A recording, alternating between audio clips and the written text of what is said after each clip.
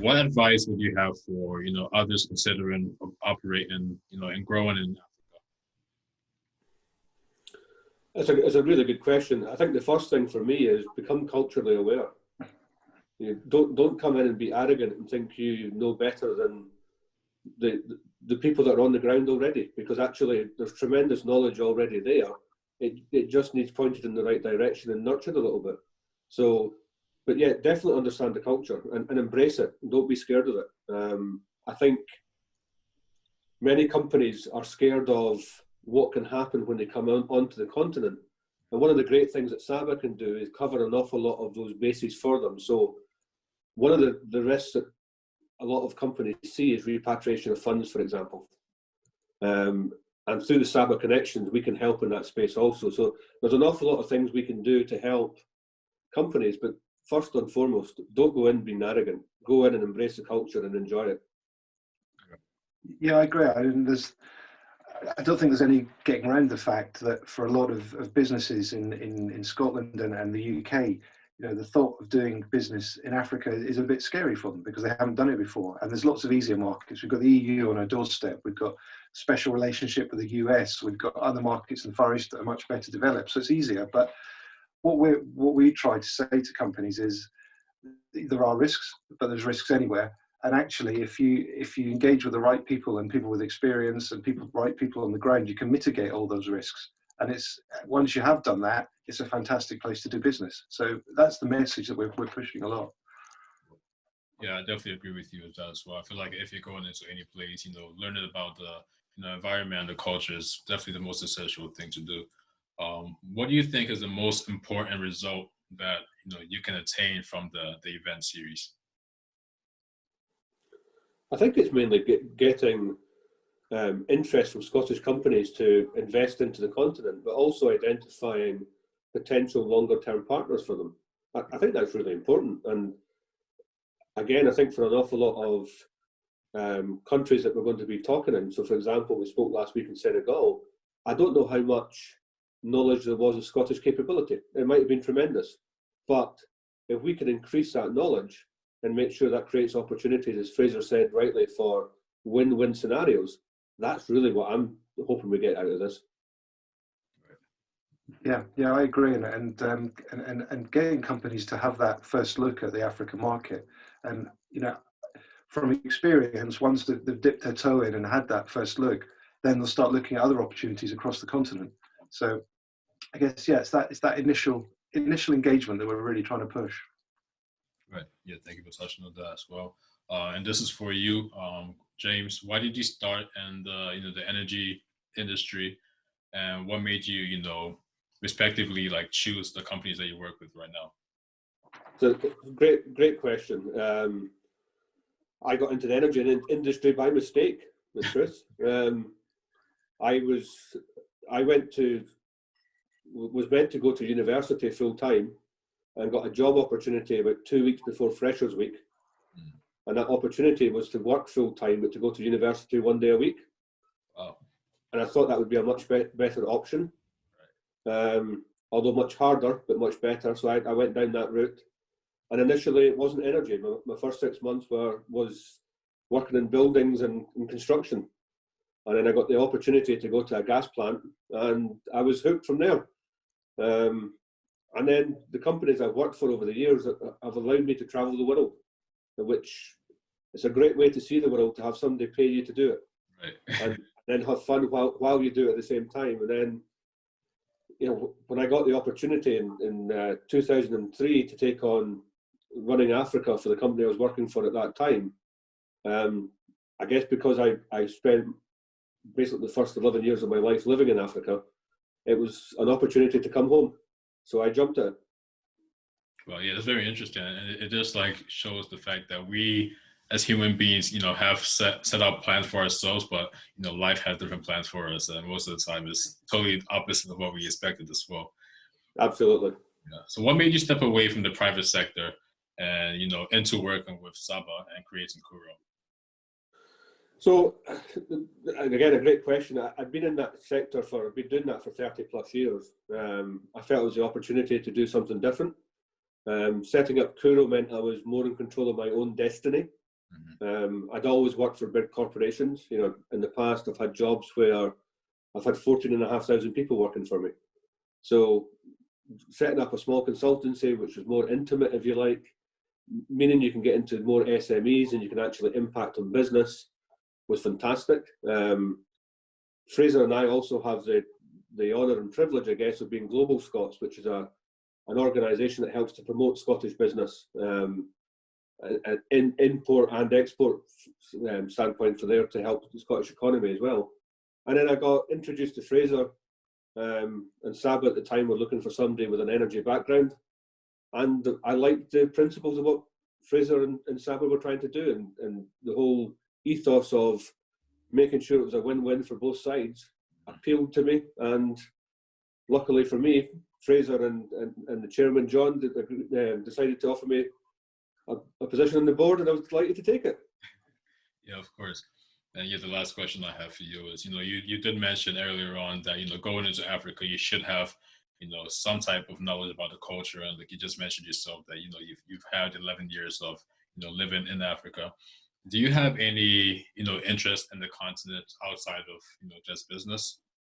Oh, absolutely. I mean, we've done, loads of stuff from the standpoint of travel in general, but also done a tremendous amount of charity stuff. And actually, the stuff we've done in the communities has probably meant more to me than growing successful businesses, if I'm being honest, because the impact you can have is tremendous. So to give you an example, there's a charity called Vine Trust that does an awful lot of work in Tanzania. And we got involved in helping them, and their motto is helping people to change lives. And it's about building orphanages and individual family homes for people who have lost family to malaria and HIV. And we also put a medical boat onto Lake Victoria, and that provides dental and medical services to the people that live around the lake. And being involved in stuff like that, and when you're out there and you're playing football with the kids, or you're blowing up balloons for the kids, there's not a bigger buzz. Yeah, exactly. No, thank you for touching on that as well. Like, it's great to hear, you do have a genuine interest in the continent as well. So I definitely commend you for that. And Mr. Fraser, can you please touch on why you started in the the energy industry as well? Well, actually, I kind of work across sectors. I'm not particularly in the energy sector. For me, it's any sector as long as it's to do with Africa. And I guess I came to Africa quite a bit later than James. I used to do, in my younger days, a lot of traveling around the world. That was kind of what I did for a few years. And I think, I kind of got a bit bored of it, because you go to lots of places and it'd be great, but it would kind of be the same everywhere you went. In a lot of places in Asia, Australasia, America, South America, obviously different cultures, but a lot of it was the same. And then I remember going to Africa for the first time, and I think it was Kigali, but it was Kigali. And I just remember the airplane doors opening and just getting this just incredible feeling that, wow, this is different. This is like nowhere I've ever been. This is like nowhere else on earth. And the sights, the sounds, the smells, everything. And I just instantly captivated by it. And after that, that was it. I was traveling around Africa. I completely changed my career so that I could work with Africa. And yeah, it's gone from there. I just, really fell in love with the whole place. Well, thank you for touching on that as well. So what really, apart from, getting, the feeling of Africa, what really, inspired you to start SABA, with a great organization like it is? I think, James kind of touched on it earlier. I think, generally around the world, Africa gets a bad press, and there's all these amazing individuals, amazing countries that just don't get the publicity that other countries get around the world. So for me, it's just, I have a love of the continent, and I just want it to do its best. And I'm only doing a tiny cog in the whole thing, but if it could make just the slightest difference and and promote Africa as it is rather than as people think it is, then that's the real passion for me. Thank you for touching on that. So, what are your goals, for SABA in the upcoming years? I guess, we want to be the conduit for Scottish and Africa trade, knowledge sharing, investment. That's what we want to be. As it grows, we want to look at other things. As James said, he's been involved in a lot of charities. I'm involved in one in a very small way, but I'd like to think that can grow as well. Something I really want to be looking at in the future, and hopefully not too distant future, is there's something like 400 or 500 African students graduate in Scotland every year, and we lose a lot of that from there. I bring a lot of delegations in, various ambassadors and high commissioners and ministers, and we always meet with students, African students, and it really makes me proud that every single one of them, and I mean it, 100% of students I've met have said they feel at home in Scotland. They feel really welcomed. They feel it's being at home. So they've got this huge emotional attachment to Scotland, and then kind of go back home, and some of that is lost. Yeah. And I'd love us to be able, that's such a big, powerful thing to have. I'd love to be able to, how can we harness that for both our good. So that's something I'll be really looking at over the next couple of years. Right, thank you. And I have two more questions for you. Can you please give a review about how the past event went for the Senegal event? Yeah, sure. Is that for me? Yeah.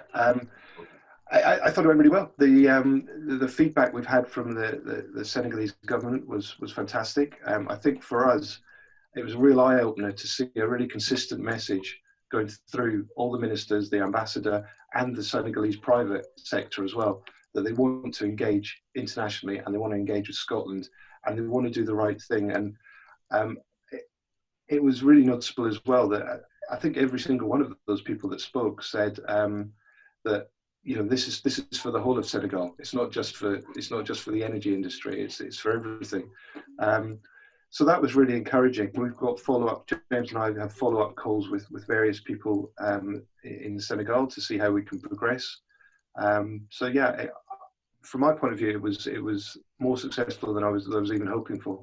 Oh, it's great to hear.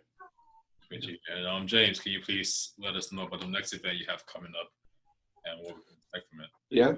So the next event is Côte d'Ivoire, Ivory Coast, for those that don't speak French and don't know where it is, because some people that pick this up won't. Very similar format to what we did with Senegal. Really trying to just make people aware on both sides of capability and what can be done.